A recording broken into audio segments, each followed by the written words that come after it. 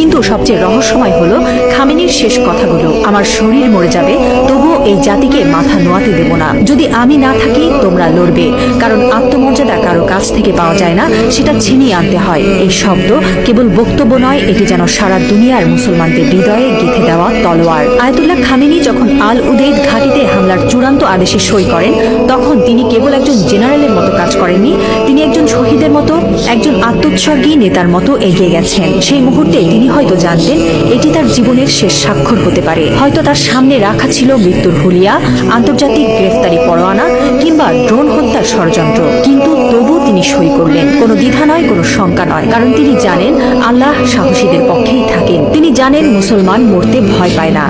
যারা আল্লাহর পক্ষে থাকেন তারা জানে মৃত্যু মানেই পরাজয় নয়, বরং আত্মত্যাগী বিজয়ের শুরু। এই একজন মানুষ এখন আর কেবল ইরানের নেতা নন, তিনি হয়ে উঠছেন সারা বিশ্বের মুসলিম উম্মার প্রতীক। একজন বিশ্বাসী, একজন অটল মুজাহিদ, একজন সাহসী পিতার মতো তিনি বলছেন, আমি থাকি বা না থাকি তোমরা লড়বে। হ্যাঁ মুসলিম উম্মাহ, তোমরা মাথা নিচু করো না। লা ইলাহা ইল্লাল্লাহ, আল্লাহ ছাড়া আর কোনো ইলাহ নেই।